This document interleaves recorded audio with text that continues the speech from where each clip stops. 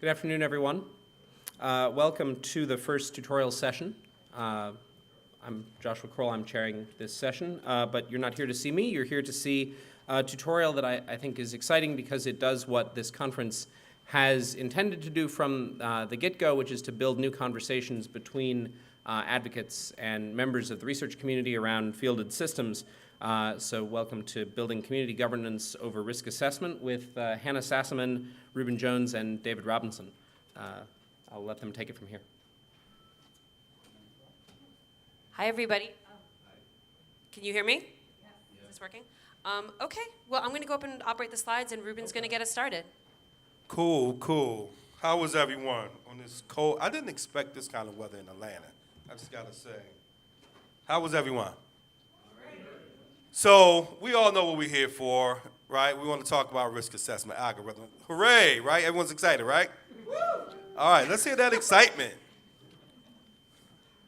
Not quite the pep rally I expected. This is a different crowd than we're used to. Don't you guys know this is the Super Bowl week? This is our Super Bowl. Yeah. Right? So let's get excited about our Super Bowl. Forget about New England and LA. There you go. All right, so I just want to do like a little bit of a level set here. David's going to talk about himself. Hannah's going to talk about the wonderful work she does.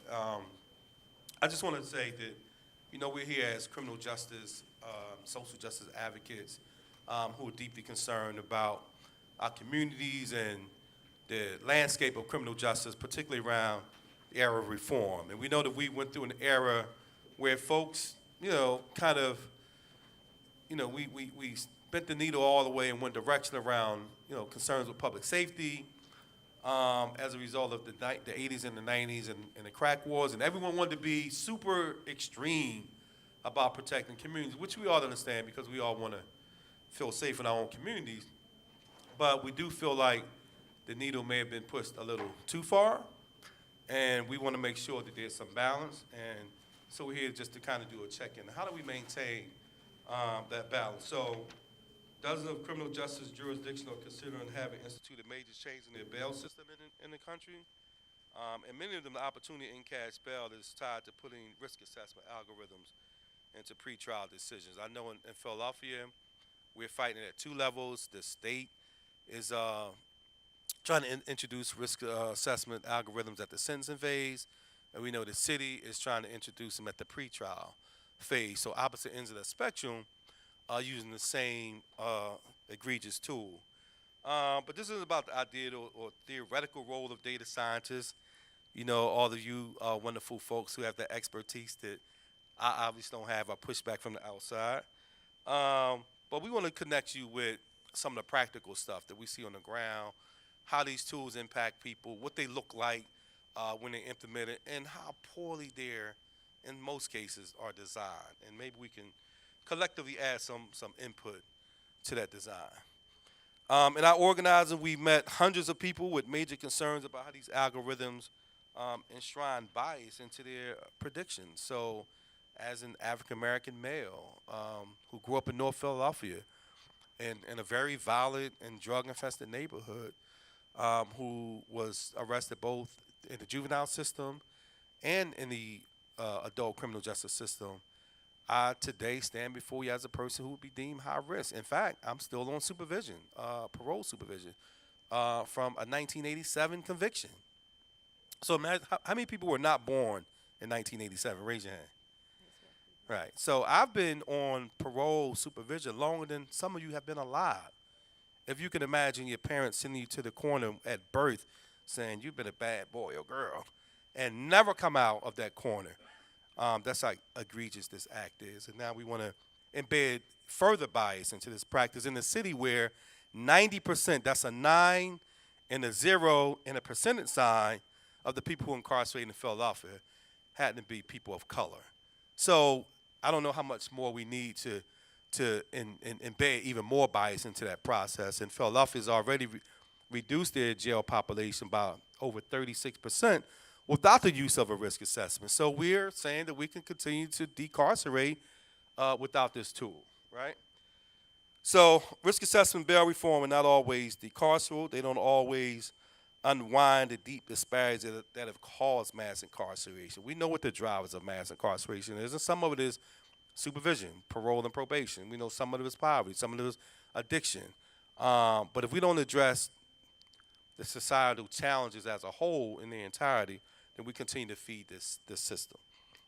In our organizer work, much of the work of this community has changed that conversation on how communities can engage with algorithms in human decision-making systems. So in Philadelphia, we were successful on 2 levels. A, when the state wanted to introduce their risk assessment, we were able to, really rally the troops to appear at these public hearings to the point that they pushed it back twice. Well, they pushed it back once and then had a whole second series of hearings. And in Philadelphia, through the MacArthur grant implementation, they've tried to introduce risk assessment a couple times, throughout this process, and we've been able to strategically lobby and organize and get folks to come out and oppose that. So at this point, it's at a standstill. So we have an ask for you today, and that ask is, will you help our communities hold algorithms accountable to us, community members, concerned voices, and to a vision of decarceration and ending racial disparity. So if you can agree with that, let me see some hands or some applause or a yell or something. Can you commit to that for us? All right, cool, thank you. Hannah? Yep. So that was way cooler of an introduction than we ever could have done. But so as Reuben gave a lot of the background that we're going to be going more deep into later as we go. The goal today is to, as Reuben was really opening to us, is we really want to actually mock up with you what it would mean for communities to be a part of both the technical design and the validation and the auditing of algorithms. We're going to focus mostly on pretrial because that's where a lot of our expertise is. And we're going to present to you a little bit about some of the thinking that we have on how that might work. But we're really hoping that, we really believe that there's an urgent need for community governance of particularly tools in high stakes decision, whether or not you lose your kids to the state, whether or not you get a kidney or not, whether or not you go to jail or not, pretrial. And so we really want to think about what it would mean to have community accountability in a actual structured way, and we're going to mock this up for pretrial because that's a lot of our expertise. We hope to leave today with a definition, or at least some pieces of a definition of what community governance might look like in partnership with data scientists, with arguments about why it's necessary, as well as traps that we could easily fall into, because we think that people who design these tools might know that from a very important perspective. We want to start to build a community of practice, so everyone who just applauded when Reuben prompted you so beautifully to do so or raise your hand, we're going to get you information. We're going to bother you. You're going to bother us. And we're also, at the end of our workshop, we're going to do a participatory exercise where you guys actually, there's stickers, there's pens, where you're going to write up some of the potential ways we could build community accountability around community validation of algorithms and human decisions and some of the traps we might fall into. And we'll go into that more in detail when we get there. So that is the goal of what we're going to do today after we do some initial level setting, focusing on algorithmic decision making in pretrial. Does that sound like what we're here to do today? Is that a good thing to do today? Okay, so I now am passing it to David Robinson. Go. Thanks, Hannah, and thank you everyone for coming today. We're really fortunate to be together, and we're going to try and make the most of this brief interval that we have. So I want to start by just telling you a little bit about the document that I think you either have in hand or there are copies circulating, which is really a document that was prompted by the state of the debate and the state of practice on the ground with pretrial risk assessment instruments.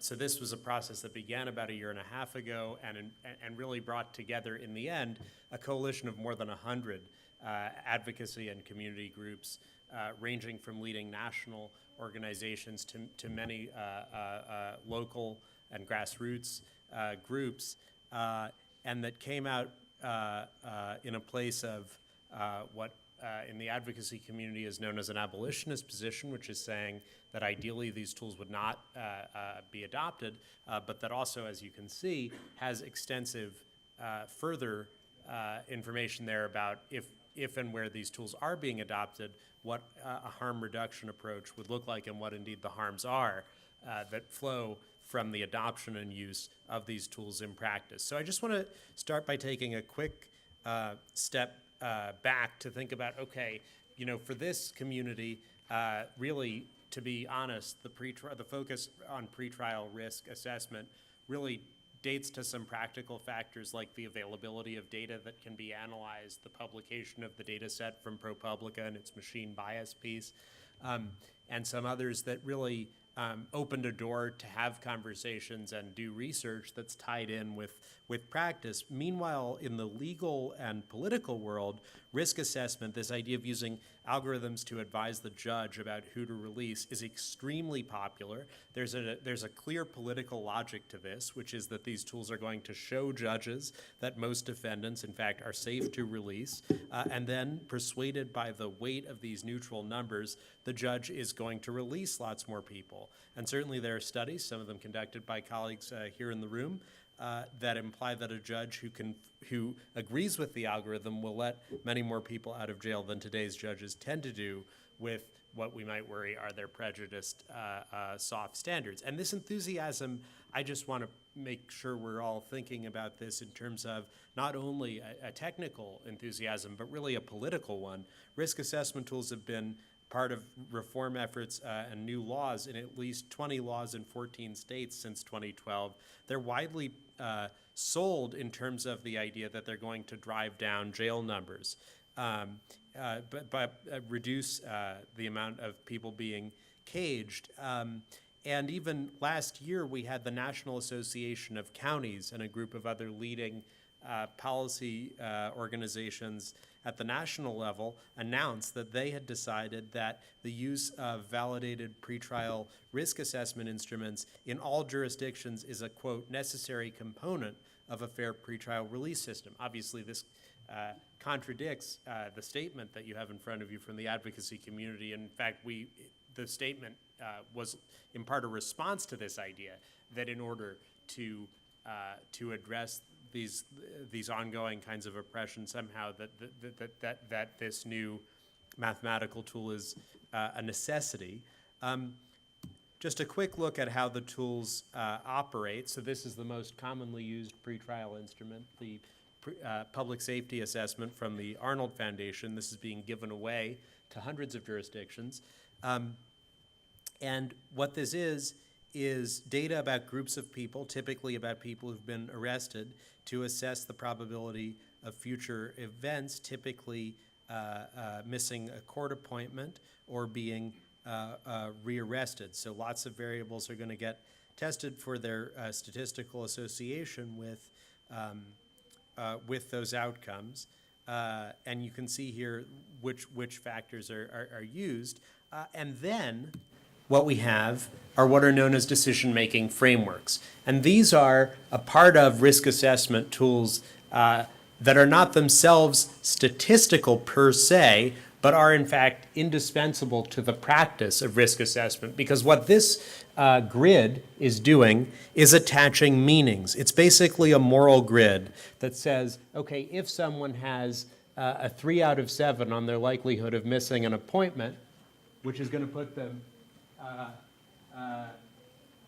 here, failure to appear of 3, and their likelihood of rearrest is a 5, then we're in this box.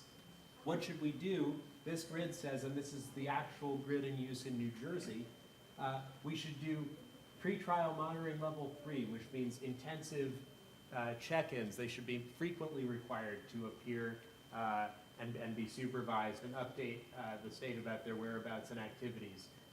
Or if you're all the way over here in the lower right part of the grid, they ought to be jailed, is what this grid is saying. But the question of, is it a good idea to jail these people? Do you reduce their risk by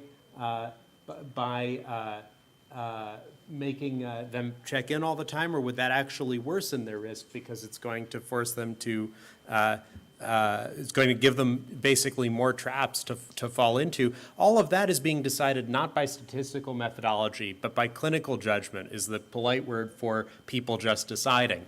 And the people who are doing the deciding in many of these instances are actually people who are involved in the implementation of the technical framework, who may not be taking, and in the typical case are not, and in fact in almost every case are not taking input directly from the community that is actually affected by these decisions. Of course, what I've just said to you and what may be familiar to you as a technical expert, that what color goes in what box and what action, what suggestion of an action goes in what box is actually a moral and political decision and not a technical one. That's, of course, old hat here, but it's news to lots of the people in the policy world who think, oh, this is science, this is evidence-based. Therefore, evidence tells me I have to not release people in the lower right portion of this grid, when in fact, those are moral choices and we need them to be seen as such. And in order to have them be seen as such, we need your help. So, you often hear about validated risk assessment instruments. And in fact, in the statement saying it's a necessary part of pretrial justice, it says the use of a validated tool is a necessary part of pretrial justice. And validated is a word that in political terms does not have the narrow statistical meaning of correspondence between outcomes and what happened in the training data. Validated is a talismanic rebuttal to anyone who says there's a reason not to use this or a problem with using this. People say, no, there's no problem with using it. It's validated, like a good housekeeping seal of approval that you can take with you into a new jurisdiction and apply it in some unfamiliar setting. But don't worry, it was, it was validated in a different state, in a different year, in a different circumstance. But the reality of validation is that it's basically a trump card that people can use politically. And for that reason, as an expert who understands validation more clearly, again, you have a powerful opportunity here to help people understand that statistical validation, whether the forecast comes true, is only one part of what we really need to know. And the other and arguably more important part of what we need to know is what happens when these tools are fielded? What is the actual impact on people's lives? What is the actual impact on decision making? And tools which have been validated, that is to say, there's some correspondence between what they predict and what later happens, may or may not have a helpful effect on what actually happens on the ground. And that's something that most of the political world does not understand. So what actually does happen, and this is the last piece of level setting I'll give you, what actually does happen when these tools are introduced? Are they decarceral, as people thought they were going to be when adopting them? The short answer is maybe not. This graph is showing you the rate of outright release across the state of Kentucky, which is one of the best studied places to have implemented pretrial risk assessment in the last few years. A big push happened here to change the culture, and a risk assessment tool was introduced. And these downward sloping lines on this graph show us that when the tool comes in, there is, when these graphs jump upward, that's the release rate. So an upward jump here means more people being, thanks. So when these lines jump upward, that means that the rate of people being released has gone up. And as these graphs, the lines slope downward, punctuated by the introduction of new versions of this risk assessment tool, as the lines slope downward, that's basically the rate of human caging returning to the level that it was at before the tool was introduced. Why? Because, well, here's the level at the very beginning, and then here at the end. So there's some net increase in release, but it's quite small. And most of the seemingly impressive initial increase in the amount of human liberty is lost by the time we get to the right side of this graph. And so when people raise concerns about risk assessment, I think it's very important, it sort of was a learning curve for me to realize that these concerns are not about whether the tool is on the right side of this graph in terms of human liberty and human caging. And with that, okay. So, and we're apologizing for moving fast. We want to get through the level setting and some of the examples so we have most time to actually talk with you and you can talk with us. So two things that I just wanted to bring up quickly that have to do with the difference between the sort of tautological validation and prediction of these tools and then how they're used politically. And David brought up the New Jersey example. Just to go specifically into New Jersey, when there was a big pretrial process in New Jersey, which has been largely decarceral to its credit, there was actually a big lobbying process by the bail bondsman industry, which considers the implementation of bail reform to be a mortal threat. They're like, this is our industry. You know, they brought out like Dog the Bounty Hunter to press conferences, things like that. And they worked with the District Attorney Association in New Jersey to recalibrate the use of the risk assessment to say that even though someone might statistically, according to the validated science of the PSA, if someone using a gun or having a gun on their person in an accusation or a charge might be safe for coming back to court or might be safe for not being arrested again, they recalibrated how that tool would be used to put a much more heavier presumption of incarceration on a person like that. That's not science, that's politics. In fact, it's really shitty politics. And then the second thing that I wanted to say that has to do with the assumption that these are going to be used in a logical way. I just heard a story about, we have a risk assessment in probation and parole in the city of Philadelphia that was built by Dr. Richard Burke, and it's been in play for a little bit over 10 years. There was a person who had an unsupervised parole, conviction. And so they didn't have to check in once a week or once a month with anyone really. They just had to stay in some kind of periodic touch. Their parole ended, and then they had a sentence of probation put on them. And the risk assessment was run on them. The risk assessment found that person to be high risk, and now that person has a weekly check-in with the probation officer, when for years before that, they did not have that level of supervision. So I just really want to spell out some of these logical inconsistencies as they're applied. So I want to talk just for a second about some of the data that goes into risk assessments, which would be familiar to you. So here's what happens in courtrooms that isn't necessarily visible to either data scientists or community members. I think that unless you're deeply familiar with how the workings of a courtroom go, you don't realize necessarily that well over 90% of convictions are a heavily used factor in almost every risk assessment, especially in the PSA. 90% of them are pled. And they're pled because someone is in jail on a bail they can't afford, probably, or they're told by the district attorney or the public defender, we put this heavy charge on you, we'll drop it down to something lower, you'll have a shorter sentence, you might even get to go home if you plead guilty, if you take this guilty plea. And in a system of mass incarceration and policing that is biased against black, brown, queer, immigrant people, poor people at its root, that is the common story. That is what generally happens.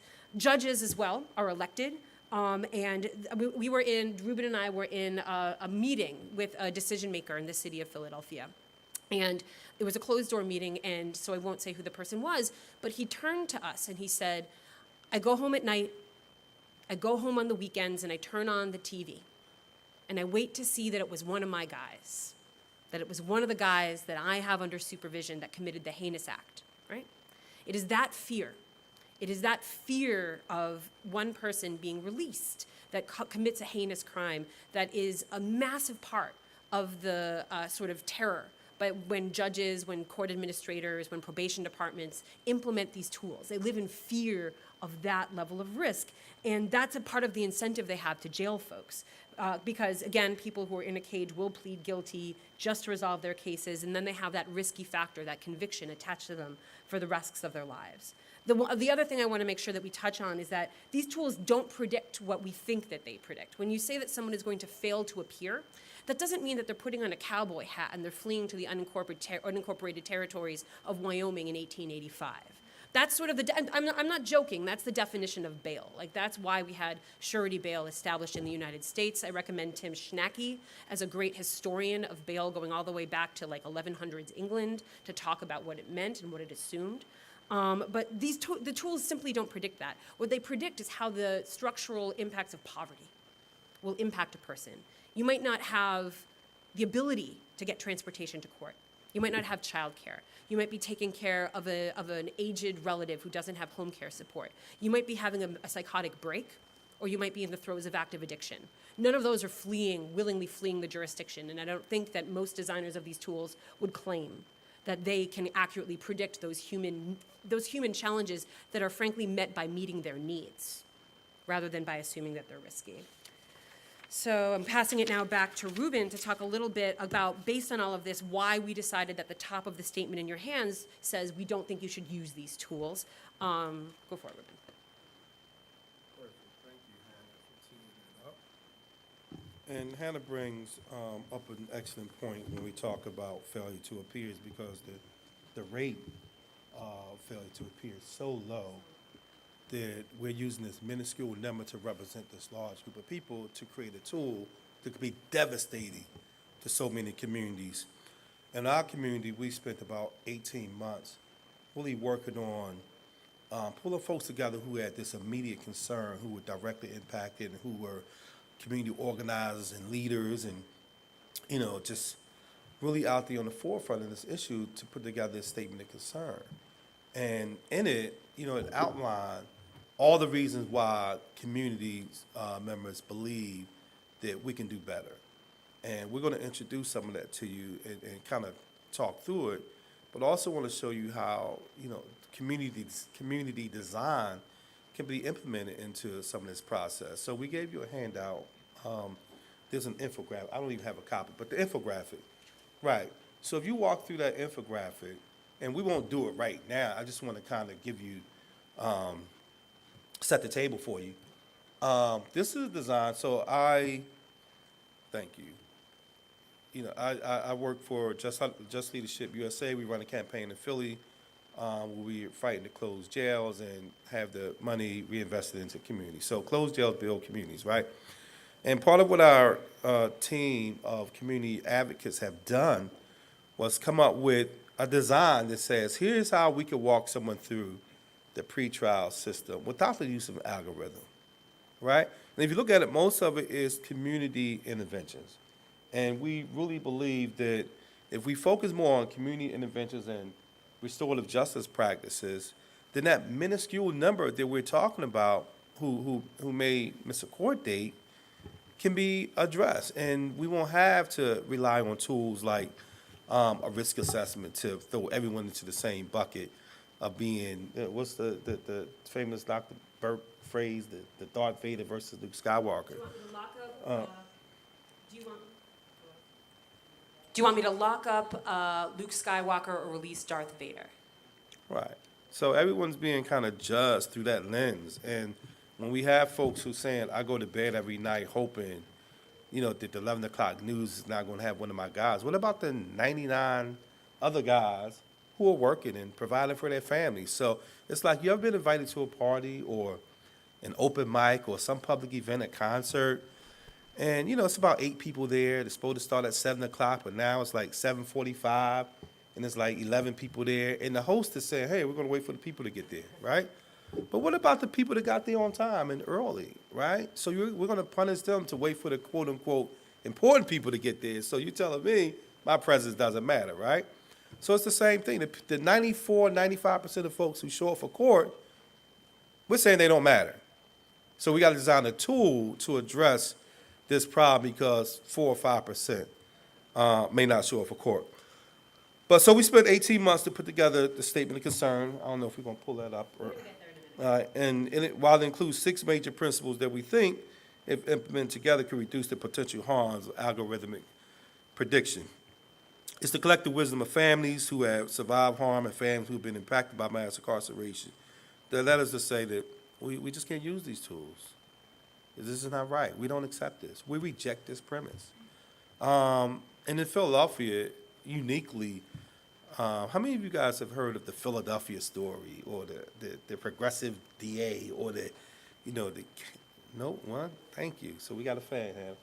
So the interesting thing about Philadelphia, as Hannah pointed out, it's a diverse community of directly impacted folks, LGBT community members, family members of incarcerated folks, and some people who just give a damn. They have absolutely no connection to the system, and it's hard to organize in communities, diverse communities in particular.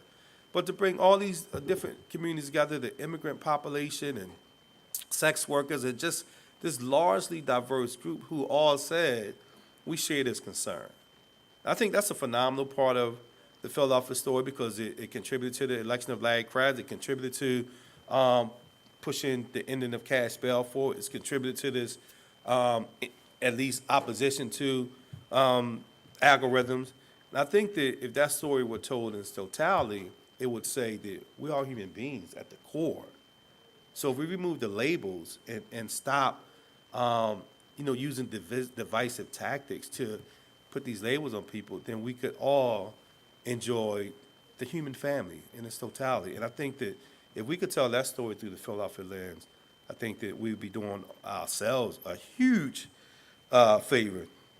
I just want to share, I told you earlier that according to this predictive algorithm, how would be a risk. So let me share some of what my testimony at the Sentencing Commission hearings entailed.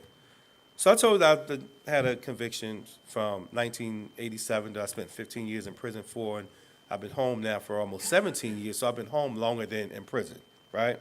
So during that 17 years, some of the things that I've done, including serving on the mayor's transition team, including running a gun violence program for the city that in 2013 experienced a 50-year low, including being given an award by President Barack Obama, including getting a master's degree after being released from prison.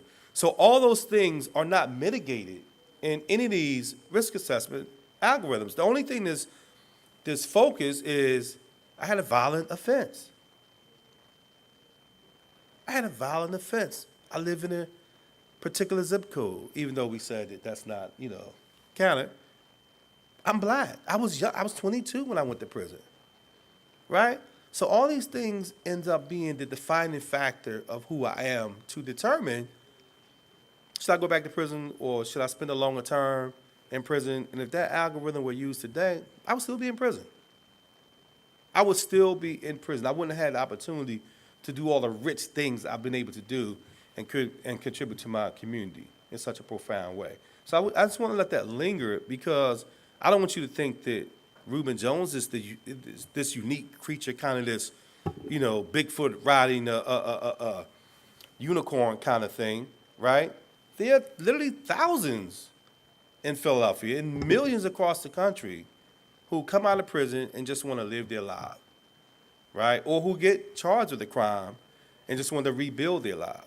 But because of tools like this, sometimes they're not allowed to because of a lengthier prison sentence or the denial of parole or dismissing the presumption of innocence upon a new arrest, and they're not allowed to be released from jail and have to spend in Philadelphia anywhere from a year to 18 months to 2 years waiting for a trial to occur. So a lot of time we've learned that arrests are used as a proxy for dangerousness, and only 52% are accurate for even predicting high risk. 52%. So you have maybe a better chance of flipping the coin. We don't know. But that's how unreliable they are. And I don't want to impose reliability on their ability to function as a useful tool. I'm just letting you know they're not reliable. So, that's all for my notes. But we basically want to stop this tool because of some of those things. But if you walk through this, we'll be able to have some dialogue and answer some questions when we finish this presentation. Thank you. So thanks, Reuben. So just to clarify one thing that Reuben was saying, the tool that he said was 52% accurate, that he gave the testimony that he just mentioned to you, was a tool designed by the State Sentencing Commission for sentencing in Pennsylvania. It was meant particularly to let judges at sentencing know whether or not someone would recidivate within 3 years. It used arrests 3 times as a proxy for dangerousness. It was, in its own validation report, considered 52% accurate. It was meant to deny a personal conversation called a pre-sentencing investigation report about the person to everyone that was in the second and the third quarter of those judged. It would only provide that investigation to the bottom quarter of the risk scale and the top quarter of the risk scale. And so for that reason, people like Reuben, some folks in the national community, we had AI Now send statements in, Google data scientists sent statements in, and then people judged by tools like this, as well as public defenders, the Philadelphia Bar Association. We all kind of bum rushed the Sentencing Commission, and then they pulled that tool off the table because we did that kind of community sort of outcry. And then they did another version. It was somewhat better, still had problems. We're going to learn soon how they vote on that. My guess is that that one will also be shot down. And so we consider that to be something of a working kludgy model of one form of community governance, which is one reason we wanted to tell that story. So we're now going to go a little bit into the statement of concern, and we're not going to go too deeply into it because it's pretty long. You have the summary in front of you. We're going to talk a little bit about this piece, which is this is number 2, which is the one about community governance. Can I have someone from the audience, just using your outside voice, read that loudly for us? Come on now, guys. Pretrial risk assessment instruments must be developed with community input, revalidated regularly by independent data scientists with that input in mind, and subjected to regular, meaningful oversight by the community. The particular pretrial risk assessment instrument chosen should be trained by, or at least cross-checked with, local data, and should be evaluated for decarceral and anti-racist results on a regular basis by the local community, including people impacted by harm and violence and people impacted by mass incarceration and their advocacy. So again, this is one of the harm reduction principles. There are 6 of them in front of you. If you go to the website that these are at, and you can just Google Leadership Conference Risk Assessment to find it, you can find about a 15-page document with much deeper explanation as well as sources for each one of these different principles. And so this is the one that focuses on the idea of community validation. So let's take a second, and I want to get your reflections and your thoughts on this. We're going to do it for 1 minute, and then we're going to go a little bit deeper into some examples of what we think community validation could look like before we have you guys start writing this a little bit on the wall. So what are some of your sort of initial responses to this? Go ahead.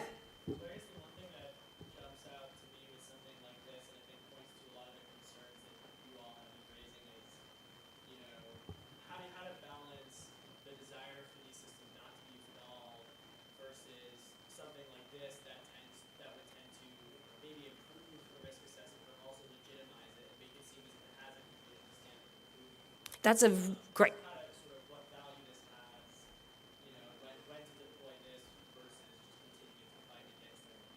So the political sort of contradiction between wanting abolition, wanting a system that literally gives everyone in a criminal justice context their due process, the right to fight for their freedom, versus a way to reduce the harm when one of these tools is in play. And how does that seem like community approval? Very important point. We'll take 1 or 2 more. Go ahead. I've been waiting for an opportunity to read this quote that I found recently that speaks to essentially the fact that these tools in the minds of the judges and of the community are already legitimate. So this is in a way a fight that we already lost. So the quote goes like this, and then you'll guess where it's from. Switching from a system based solely on instinct and experience, often referred to as gut instinct, to one in which judges have access to scientific, objective risk assessment tools, put further the criminal justice system's central goals of increasing public safety, reducing crime, and making the most effective, fair, and efficient use of public resources. So I'll underscore once more, scientific, objective risk assessment. Who do you think wrote this? Yeah. Okay, we'll take 1 more, and then we're going to go into some more examples. And I don't know, is that mic working or not even at all? It's a fake idea. Okay, fake news. Go ahead. Just very, very quickly, the fact that something is statistical and objective doesn't mean that it's fair or right. Right. And I think that that's sort of the goal of the whole conference. Okay, I see a lot of excitement. So you can do it in 15 seconds or less. First you, and then William. Go ahead. You're first. Go ahead. I have a question because the practice of redlining has been going on since the 1950s. And redlining basically involves judging a person as high risk based on the post-conflict pessimism. So I'm curious how you are connecting your campaign to the previous practices in the past that were just. So let's leave questions like that to the end, just so that way we can get involved in like sort of the back and forth that we're doing with our own organizing, so we can make sure that we have enough time to talk about the risk assessment, community validation, which we're desperate to get. But we definitely are working in coalition with people focusing on structural inequality. William. Yeah, so one thought I've had about this, and I think it would be good to do this exercise, is to think about scale. So an effort like this to have community engagement can really happen in very large cities that have built-in communities of governance. But this is actually being deployed on a smaller. That's right. And so,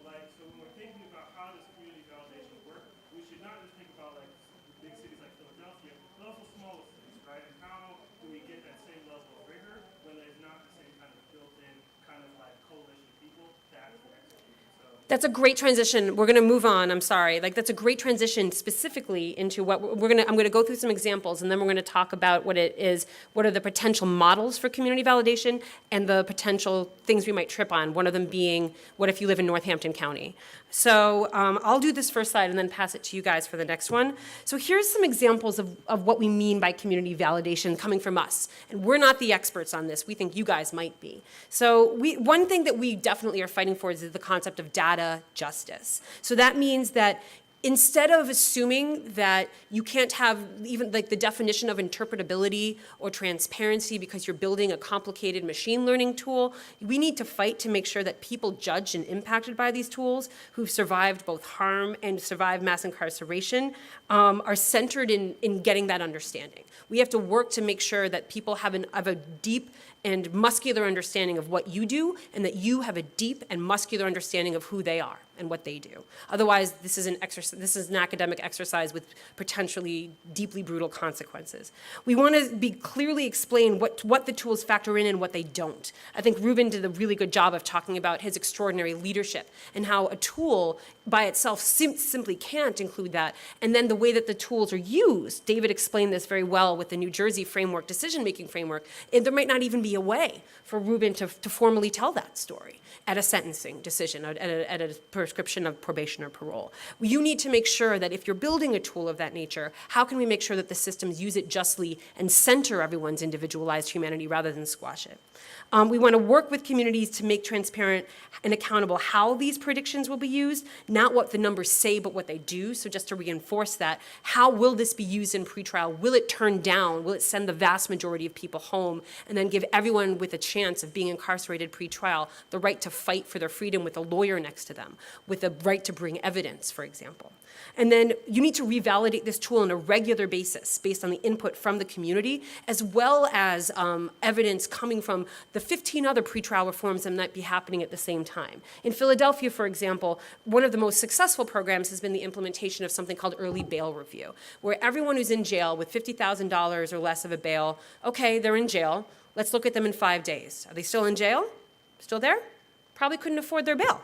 So they get a hearing at that time, and in 80% of the cases, their bail is dropped to something generally more affordable. Sometimes they also assign completely non-helpful electronic monitoring or something of that nature. So we would want to make sure that if we were putting a risk assessment into play, that it wasn't using data from well before the implementation of that program or well before the treatment and support of people's needs, but it has to be regularly revalidated with that data in mind. So that's some of the different definitions. I'm going to pass for the next slide if either David or Reuben want to walk through this one, because I feel like I've been talking a lot. David, you want to come? Sure. So again, when we talk about validation, I mean, just to reiterate, we have statistical validation that's well established, and then we have this broader, what we're calling community validation, not only for who does it, but for what we're checking for. And what we need is to think about how that might work, watching for the results that communities care about. I mean, this is, I think, another statement of, what are markers, objective markers of the numerical markers of the kinds of results in the context of this brutal system that we might like to see. So those are, how many people are caged, and what are the racial disparities in who is being put into those conditions. Another thing that we've seen, for example, and we've seen this by analogy in the policing context in some places, is can we predict who on the side of wielding power is doing it in a harmful way, whether it's this has been used in the past for police with respect to their likelihood of ending up attracting complaints of misconduct. One could also ask about judges. There's been fascinating work about the propensity of different judges to release or to detain people. Can that be used in a way that detects and responds to problematic practices by individual judges? There are questions here about the framing of the questions that are posed. So, to what extent Does the use of a particular kind of data invite a certain way of thinking about who the accused person is, or of what their interests or needs are? So are there things that we could ask or data we could be using that would differently connect people to their potential for their potential for success? And Reuben, you have an example here about the way that the tools think about family that I think is really powerful. Maybe we can take a moment on that.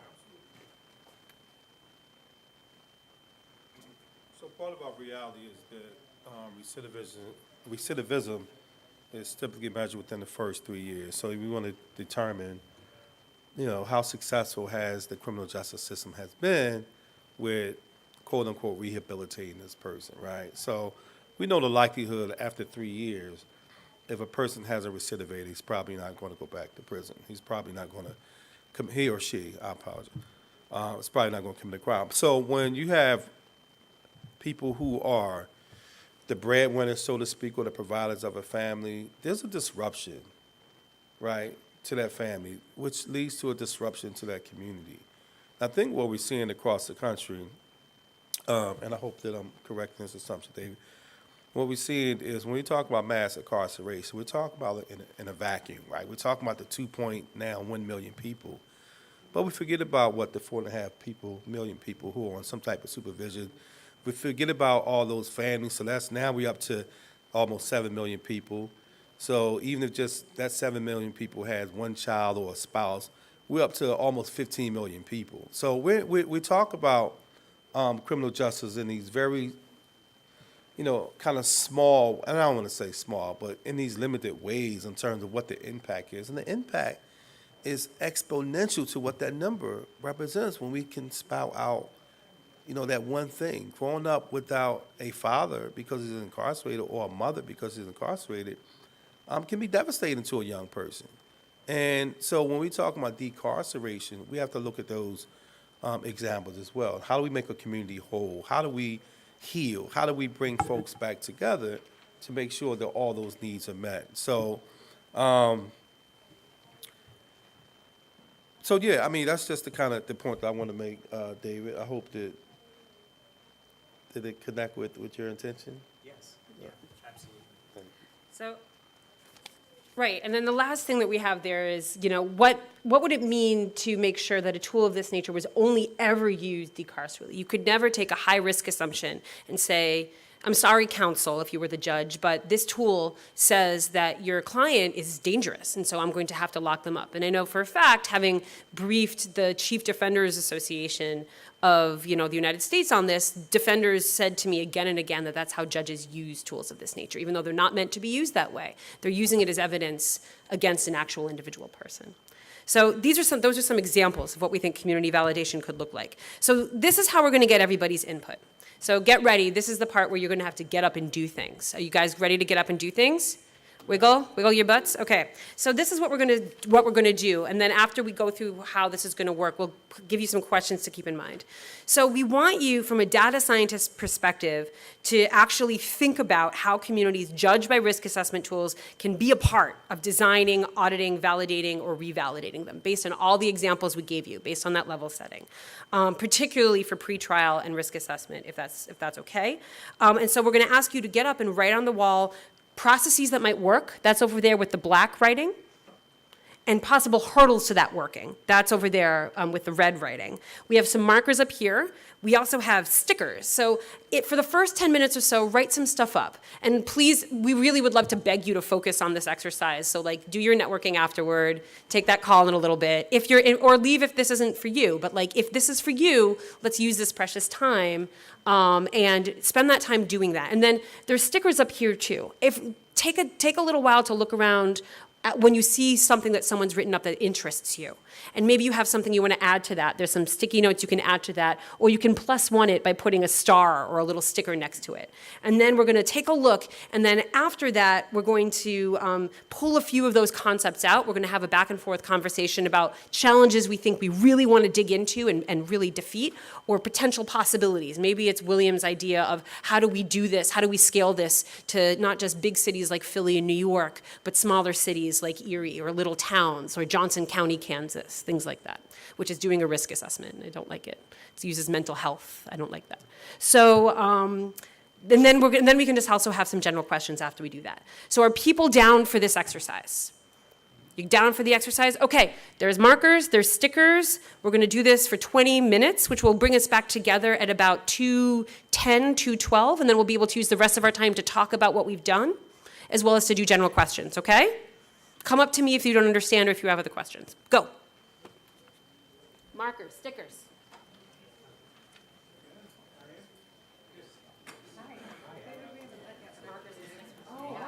We're going to Montgomery together.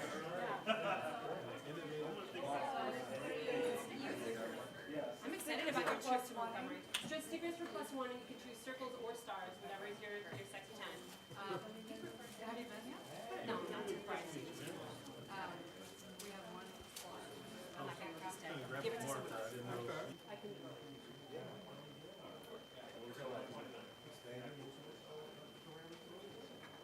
All right, can people hear me on this microphone? Is it actually working? All right, if folks can get back to their seats, we will be available during the coffee break to solve each other's problems. Okay, how did that exercise go for people? Was that a productive use of time? Yeah? So I'm gonna walk around a little bit with the mic, and Reuben and David can stay up here to respond. But we'd love to hear from folks about either challenges that they thought were really compelling or really urgent that you want to dig into, or potential models for building this that you thought were compelling or interesting, or examples that you saw. So raise your hand if you want to speak to either of those things, and then we'll do that for the next, what time is it right now? Time? Oh, okay, so we can spend the next 10 minutes or so focusing on this, and then we can do general questions that you might be holding in your heart, because I know there was a few of those. Does that work for people? So what were some of the either challenges that you thought were compelling and you want to dig into a little bit, or the potential models for building community governance, community validation, community auditing? Raise your hand. Okay, in the back. And please introduce yourself, just so we can know a little bit more about each other. Hi, Julia Rhodes-Davis from the Partnership on AI. I think one thing we have to consider is sort of a resource asymmetry. And so how do communities, especially those who are most affected by incarceration, what kinds of resources do they need? How do we level the playing field in terms of participating in design and technology and giving meaningful feedback? I think that's a huge question. In terms of models for data justice, in Detroit, Allied Media Projects has a digital justice coalition that's put out some really good pieces of material. There was a zine that was recently put out that's an introduction to AI that's like a very beautifully designed primer for communities to use in understanding algorithmic decision making. So that's an interesting model. What other challenges or potential models were people inspired by? Just raise your hand. Over there? Okay. So I think to this Say who you are. Yeah. Oh, yeah, that's right. My name is William Isaac. I'm at DeepMind. I think I had 2 points to this kind of asymmetry point. I think part of the way in which we can, effectively do both auditing and validation is, let's not start from scratch with every city.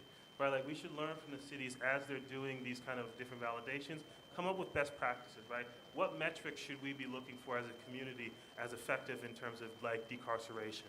Right? And so when we go to our initial community meetings, we say, let's not start from scratch. Here are the 5 or 6 things we see in other communities, right, that are effective metrics, right? And then I think the second part is that we really need scale. And so what I would like to push for, and I think my point is that I think we need to build better platforms, right? Technology doesn't always have to be bad. In this case, like if we develop open source tools that allow us to scale up people who are data scientists in other parts of the country, right, to be able to validate these tools. So in places like Alabama, that might actually be deploying this and may not have data scientists to actually like independently validate it. We now have means for them to get access to the data and validate it in a way that's secure. So I think there's some work that can be done in both of those areas, right? And I think that would help kind of like level the playing field a bit. Thank you. I also just want to make sure that for my co-presenters, if anyone has a direct response to anything, just raise your hand and I'll bring you the mic before we go to the next question. So any direct responses to either of these comments before we move on? I just want to say I love the idea of open source tools. Wait, mic it.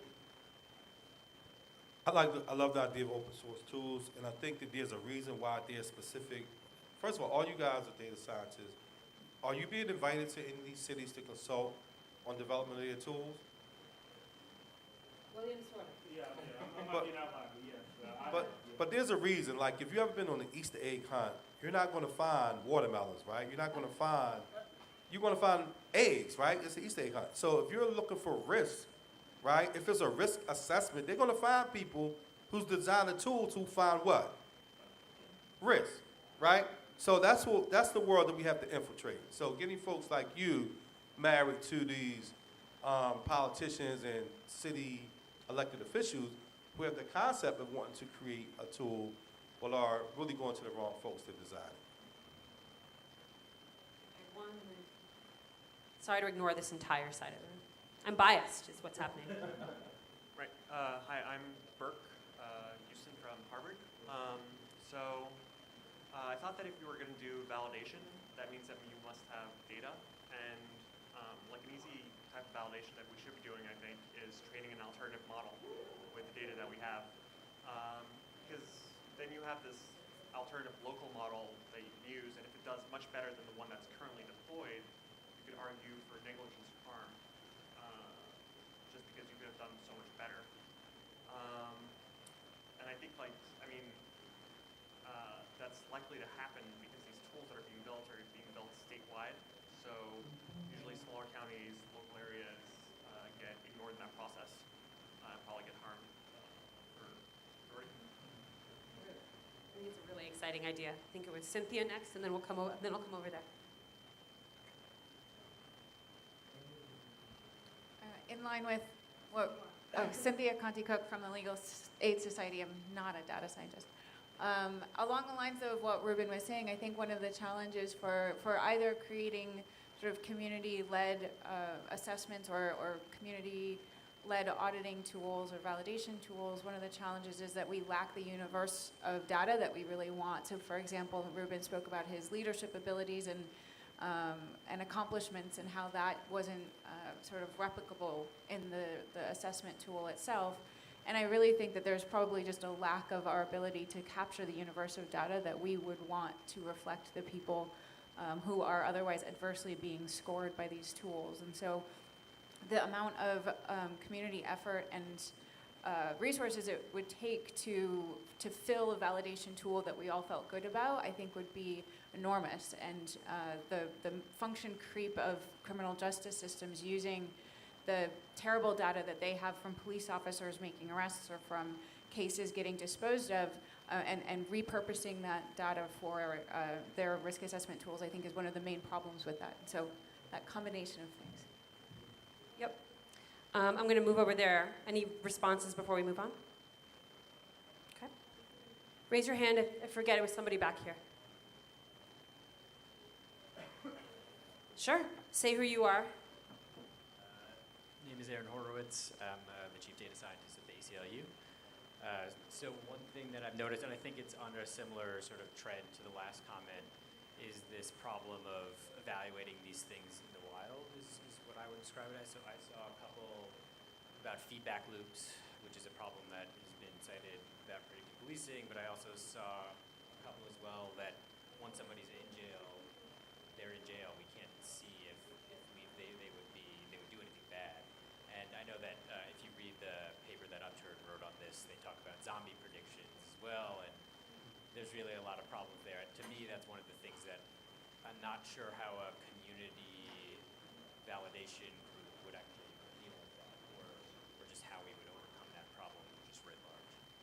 want to respond to that directly and also thank the ACLU for its extraordinary service in everything right now in these times, but as well as signing our statement of concern. But so like I think that the zombie predictions paper is actually the exact key point. Like the people who understand best what's really going down in the courtroom, in an arraignment court, in a jail cell, in the provision of services are the people who live in that community. And what a community validation team can do is be an outside body. They can push and say, we want to have public hearings in city council, or we want to have a closed door meeting with the implementation team of this process and say, we'd actually like to take a look at the actual distinction between what your tool says it predicts and what the actual system is now providing, and push to recalibrate it based on the new data that we have, so maybe we can dial down the sort of punitive impacts of mass incarceration. We think that tools of this nature could potentially be, pushing at truly measuring how the support of someone's human needs might actually be, a reason to, close half of the jails in your city, or to close Rikers, or to close things of that nature. But the only way that we know is if the community has the right to decide what metrics are important, and to ensure that inconvenient metrics or a lack of resources are not a reason why we shouldn't pay attention to the actual truth. And I would like to also put it back on you. I think that the ACLU could play a role, as that you have chapters in every state in the union and things of that nature, to play a role both being the sort of formal institution and infrastructure for this when it's appropriate. So would you guys agree with that up there? Yeah.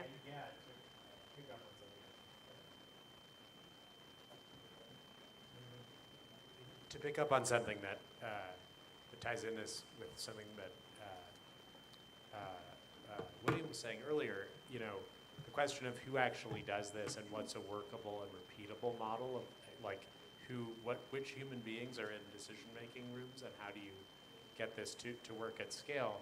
I do think there's a danger that we extrapolate from the places in which community voices are strongest and say this is how to do this, but then build a world where that's only going to work in the places that are furthest along. And I think, open source tools are good if we're thinking about code, but what we really also need to be doing is open sourcing something about, by not only, we're talking here, I think, not mostly about open source code, but more about open source as sort of a loose analogy for figuring out what the practices are that get the thing done. Open source power. Yeah, which is open source power for those listening at home. Hannah has said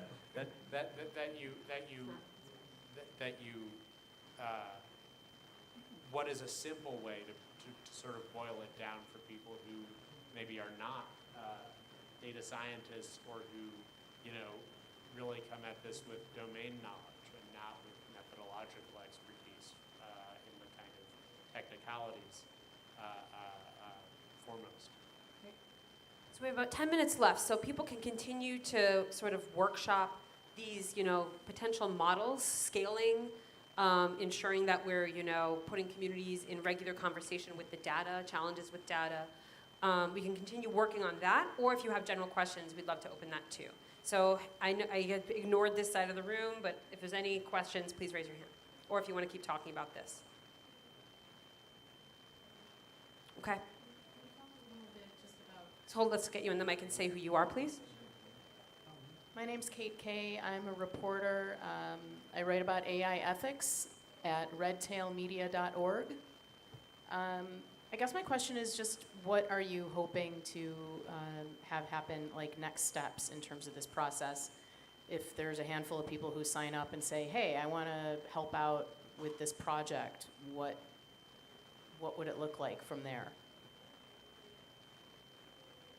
So I think that, my thinking is that we have a number of live places where there's probably going to be a risk assessment, or there already is one, and there's particular either political or sort of regulatory opportunities for the community to get involved in the next steps and the next stages, to define what the standard of decarceration and racial justice, realignment should be, things of that nature. And so I think that what we would want is to involve data scientists directly in that conversation. I can say for the state sentencing commission process, when there were public hearings and public windows for comment, as well as in the comments around the implementation of SB 10, which was the massive criminal justice bail reform bill that went through in California, there was a big sort of push from the data science and sort of the social data science community to comment. And so I think that there's a number of different places where we could get involved if this is either academically interesting to you or morally interesting to you. I don't know if you guys have a different answer to that. I mean, I think that's right, and we definitely, as people we're moving to our next steps here, people can give us, I guess, email addresses, and we can kind of follow up and loop people in the kind of emergent, shared conversation on this. Yes, but just briefly, if you really want to be added, can you put your email address on that piece, in like that blank piece of paper before we go, or come right up to us? Yeah, I love the concept of open source. I think it was, what was your name? You said develop an alternative tool. I love that. But I also love what I think it was William said, and that's kind of scaling up small communities. We gotta play offense, man. We gotta be proactive. This is not going away. So when you look at like places like California, and Seattle, Philadelphia, all these places, they're catchy names because they're big, sexy cities. Not that smaller towns aren't sexy, but those are the names that kind of capture the public's imagination. But I guarantee you, it's going to come to Shamokin. It's going to come to Des Moines. It's going to come to like all these areas across the country. This is a notion that's sweeping the country. So I agree. We have to be proactive. We can't continue to play defense. We have to, be preventive from allowing the spread of this notion, and just push back with opposition to demonstrate that this is not something that's effective, nor is it something that the public wants. Any more questions? I see Josh there in the blue shirt. Say who you are. I'm Joshua Kroll from UC Berkeley, from the School of Information. I was going to ask, are there models for other kinds of governance processes that you look to as examples of success here? Or is this something totally new and different?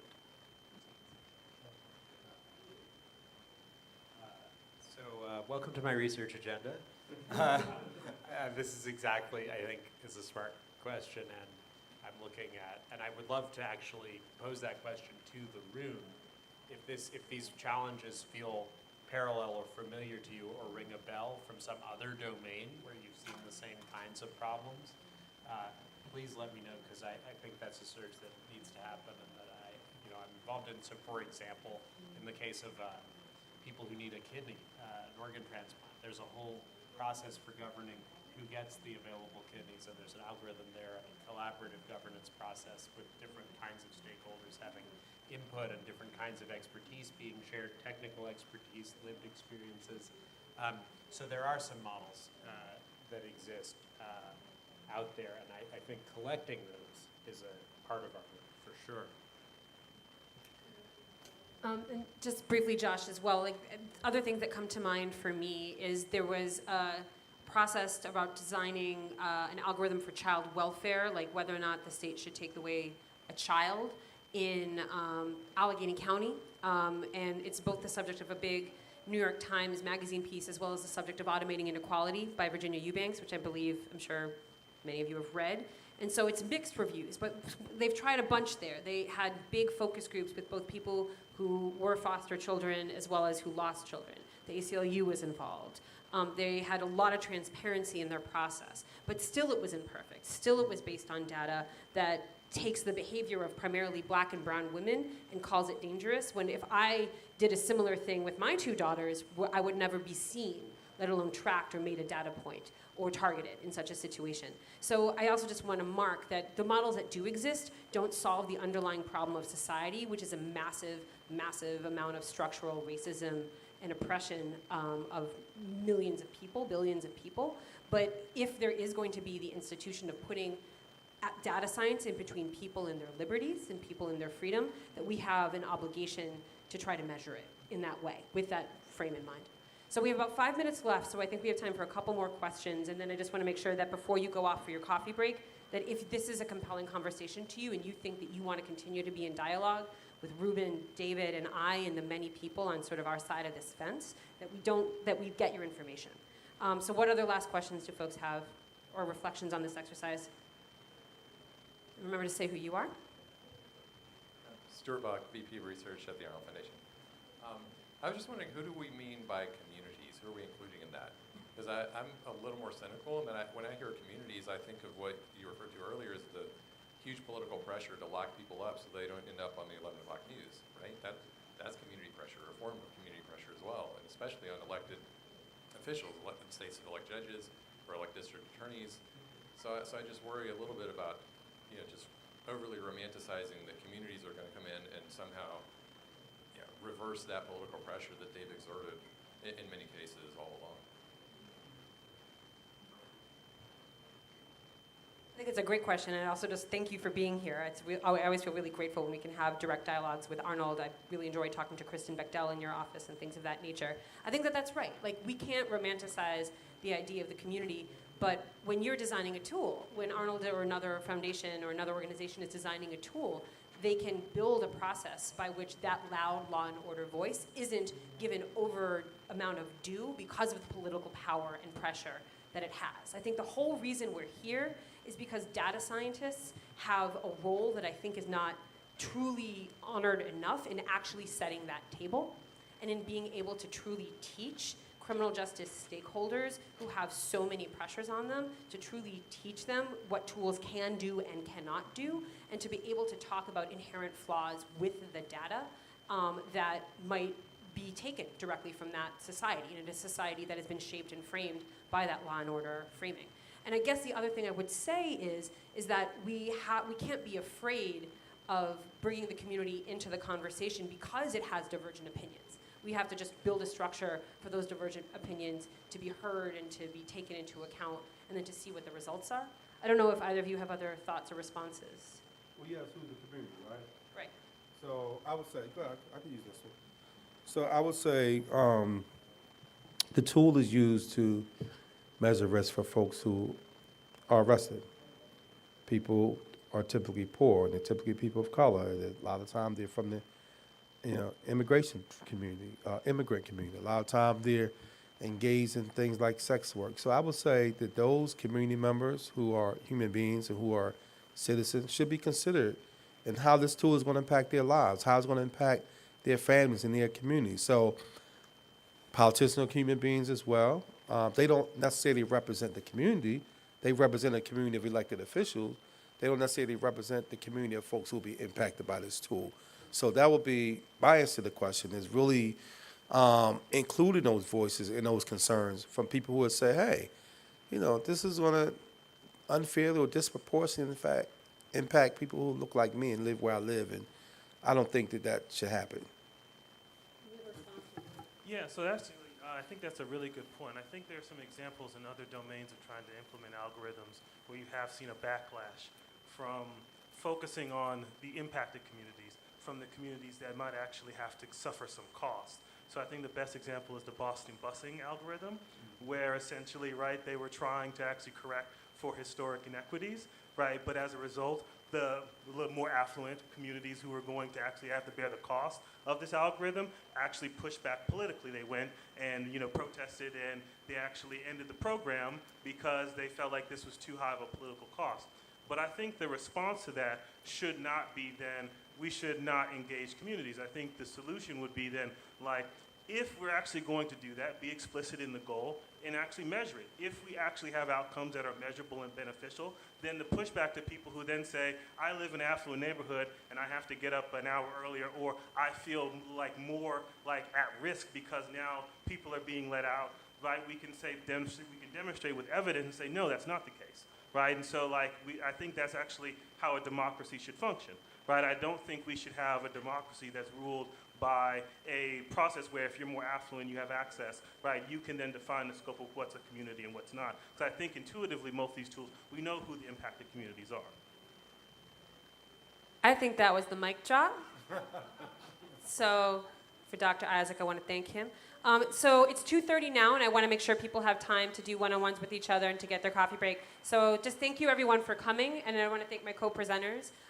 Please, if you're interested in continuing this conversation to helping to craft what a community of practice on community validation might be, please come and sign your up. I'm going to sign William up even if you don't come up here. And thank you very much. Thanks so much. Hannah, can I just offer Oh, one wait. thing? One more thing from Reuben. So we would love to offer you some delicious Just Leadership swag. So stop by our table and pick up some goodies if you like.